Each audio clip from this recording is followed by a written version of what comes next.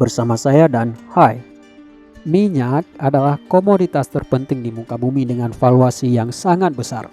Artinya, siapa saja yang menguasai minyak maka ia akan kaya raya. Gak percaya? Lihat Saudi Arabia, Uni Emirat Arab, dan Qatar dengan warganya yang kaya raya, mobil sport di mana-mana, gedung pencakar langit, fasilitas publik yang bagus, dan hingar-bingar lainnya. Atau lihatlah bagaimana makmurnya warga Norwegia dan menjadi negara demokrasi stabil dengan kualitas hidup yang sangat tinggi. Namun, di tengah hingar-bingarnya, minyak dan gas punya sisi gelap. Ia membuat negara manapun sengsara kalau tak sanggup meminangnya. Minyak dan gas akan membuat orang menderita, mati kelaparan, atau tertembak. Itu adalah kutukan minyak bumi, kutukan paling mematikan di zaman modern.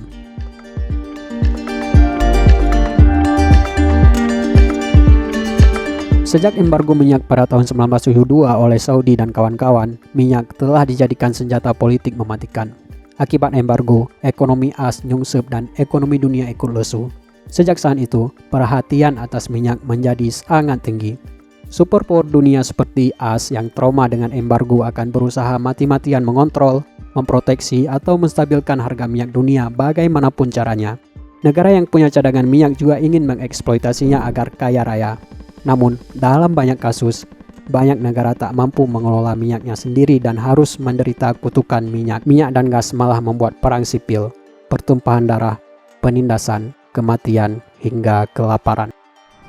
Minyak dan gas telah menjadi pemantik perang. Namun, tidak semua perang itu diakibatkan oleh minyak atau minyak adalah satu-satunya penyebab perang. Namun, yang pasti, minyak telah membawa perang ke level selanjutnya. Mari kita mulai dengan bagaimana Irak porak-poranda sebagai konsekuensi berdiri di atas tanah dengan cadangan minyak terbesar kelima di dunia. Di Irak dan Timur Tengah, minyak telah menjadi perhatian besar sejak Perang Dunia I. Tapi, mari kita mulai dari The Gulf War. Setelah Perang Iran-Irak berakhir pada tahun 1988, Irak terlilit utang besar kepada Kuwait. Irak meminta mereka untuk menghapus utang tersebut, namun Kuwait tentu saja menolaknya. Irak kemudian menuduh Kuwait mencuri minyaknya di perbatasan di Rumaila. Irak juga menuding Kuwait sengaja melakukan overproduksi agar harga minyak dunia turun dan memenuhi keinginan Barat dan membuat rugi Irak. Saddam Hussein juga bersikeras kalau Kuwait adalah bagian dari Irak. Saddam be like, "Here is 1,000 reasons to invade Kuwait." Tak menunggu lama, pada 2 Agustus 1990, Irak menginvasi Kuwait. Dengan sangat mudah, Saddam mengklaim dan menjadikan Kuwait sebagai provinsi ke-19 Irak beberapa hari setelahnya. Setelah menginvasi Kuwait, kini 20% minyak dunia ada di tangan Irak. Apa reaksi dunia saat itu? Tentu saja sangat murka. PBB pun melarang aktivitas dagang dengan Irak per 6 Agustus 1990. Walau demikian, Irak tetap tak menunjukkan tanda-tanda akan menyerah. PBB meminta Irak keluar dari Kuwait paling lambat 16 Januari 1991. Apa reaksi Irak? Operasi Desert Storm dimulai keesokan harinya pada 17 Januari. Koalisi 35 negara yang dipimpin AS menyerang Irak. 750.000 tentara koalisi dengan teknologi militer termutakhir di masanya dengan sangat mudah mengalahkan Irak. Ini adalah salah satu perang paling tidak seimbang sepanjang sejarah umat manusia. Tak perlu lama-lama, sekitar 6 minggu, Kuwait berhasil dibebaskan. Pada 28 Agustus 1991, gencatan senjata dideklarasikan dan Irak mengakui kedaulatan Kuwait. Sebagai dampak perang, 557 tentara sekutu tewas dan 25.000 tentara Irak tewas dan 75.000 terluka. Yang paling dirugikan dalam perang ini adalah rakyat sipil dengan angka kematian mencapai 100.000 dan 1 juta tewas setelah perang sebagai konsekuensi sanksi PBB. Eits, tunggu dulu. Kita belum selesai di Irak. Setelah kejadian 9/11, AS membuat banyak sekali rasionalisasi untuk menyerang Irak, mulai dari menuduh Saddam sebagai otak teroris dunia, menuduh Saddam punya WMD yang tak terbukti. Irak sejatinya tak tahu menahu soal 9/11 dan tengah lemah serta menderita pasca perang. Namun, minyak adalah motif penting. Masih ingat dengan embargo minyak tahun 1973? AS masih trauma. AS mungkin tak akan menguasai ladang minyak Irak secara langsung, tetapi mereka tetap punya dua keuntungan besar. Yang pertama, menggulingkan Saddam berarti mengakhiri ancaman instabilitas minyak di Teluk Persia yang berakibat pada stabilitas harga pasar minyak dunia. Yang kedua, Menggulingkan Saddam berarti merestorasi kembali ladang minyak yang hancur akibat perang yang juga memberikan dampak pada stabilitas harga minyak dunia. Pertanyaannya, kenapa kestabilan minyak dunia penting bagi AS? Jawabannya karena Timur Tengah pernah mengembargo minyak pada 1973, pernah membuat minyak dunia meroket pada konflik Irak-Iran dan Irak-Kuwait. Dan Timur Tengah pada tahun 2000-an menguasai 41,4% ekspor minyak dunia. Artinya, kalau minyak Timur Tengah tidak stabil, maka negara yang bergantung pada minyak Timur Tengah akan menghadapi krisis ekonomi, termasuk AS juga. AS perlu menjinakkan Irak yang merupakan ancaman bagi stabilitas minyak Timur Tengah. Apa yang terjadi selanjutnya?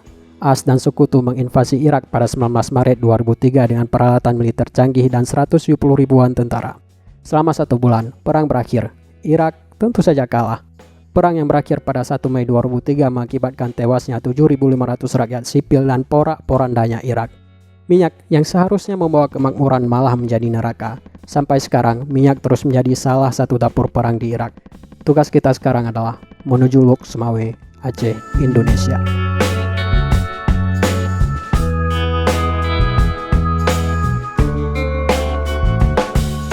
Berbeda dengan Irak yang menjalani perang interstate, Aceh mengalami perang saudara dengan pemerintah Indonesia. Pasca merdeka, Aceh cenderung stabil. Walaupun pernah bersinggungan ideologi dengan Indonesia. Hingga pada tahun 1971, cadangan gas terbesar di Asia ditemukan di Lok Sumawe dan kejadian itu akan menjadi titik balik sejarah Aceh dan Indonesia. Eksploitasi minyak dan gas besar-besaran mulai dilakukan dan Aceh bakal menjadi daerah petrodolar kaya raya. Namun, sepertinya itu mustahil. Kenapa? Karena Aceh harus menghadapi the paradox of plenty, di mana Aceh punya sumber daya alam yang tinggi namun SDM-nya sangat rendah dan institusinya belum stabil hingga membuat outcome ekonomi dari minyak buruk. Aceh terkena efek kejut modernisasi tiba-tiba. Eksploitasi tetap berlanjut. Oil boom menjadi demam di Indonesia. Total 50.000 orang luar negeri dan Jawa berbondong-bondong ke Aceh.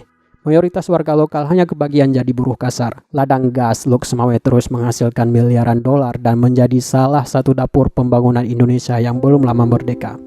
Tentu saja hal itu bagus. Tetapi dampak gas Lok Sumawe untuk masyarakat Aceh adalah negatif.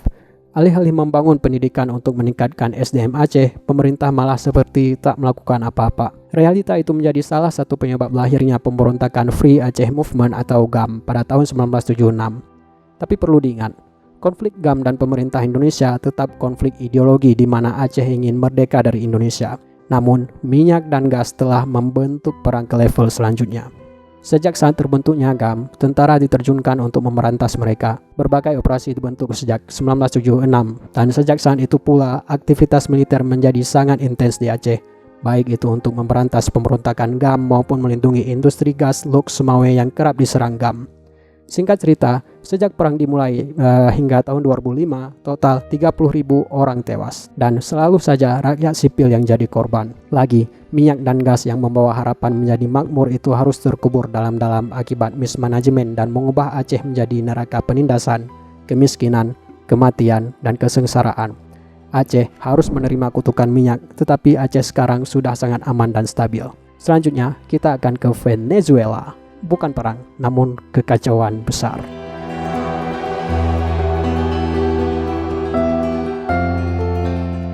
Venezuela adalah negara dengan cadangan minyak terbesar di muka bumi sebesar 360 miliar barel.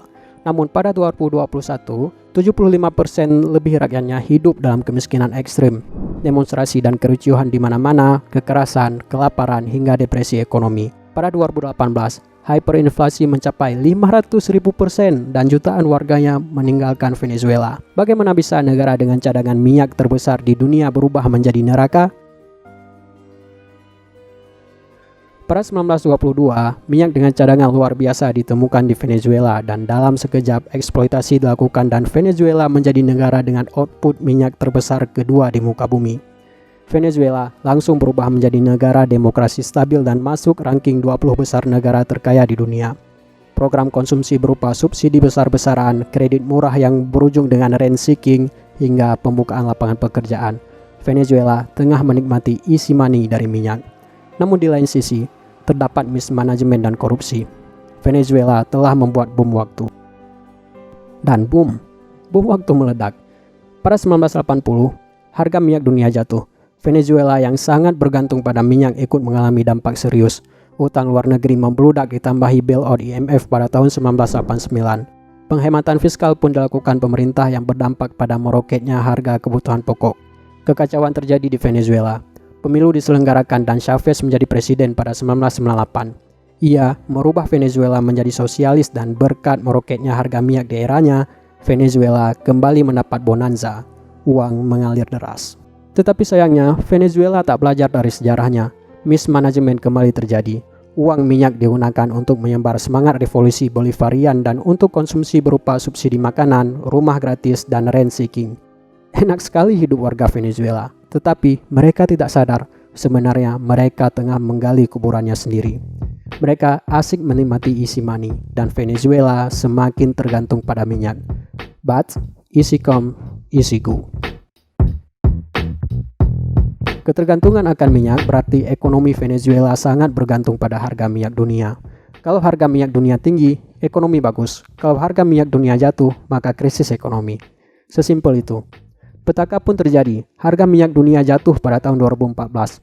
Venezuela di bawah Presiden Maduro mengalami krisis ekonomi di tahun itu juga. Program subsidi harus diakhiri, yang berarti banyak warga Venezuela yang akan jadi miskin. Maduro alih-alih menstabilkan ekonomi malah merubah dirinya menjadi otoriter. Depresi ekonomi terjadi, rakyat menderita, protes dan kekerasan di mana-mana. Sanksi dan embargo oleh AS menambah keterpurukan warga Venezuela. Jutaan warga meninggalkan Venezuela untuk mencari harapan baru. Minyak yang harusnya tetap memakmurkan warga Venezuela malah merubah negaranya jadi neraka kelaparan, penyiksaan, kemiskinan, penderitaan berkat mismanagement. Venezuela seperti Irak dan Aceh, Indonesia harus menerima kutukan minyak. Zaman sekarang masih banyak konflik yang minyak menjadi salah satu dapurnya seperti konflik Rusia-Ukraina, konflik di negara-negara Afrika hingga konflik di Laut Cina Selatan.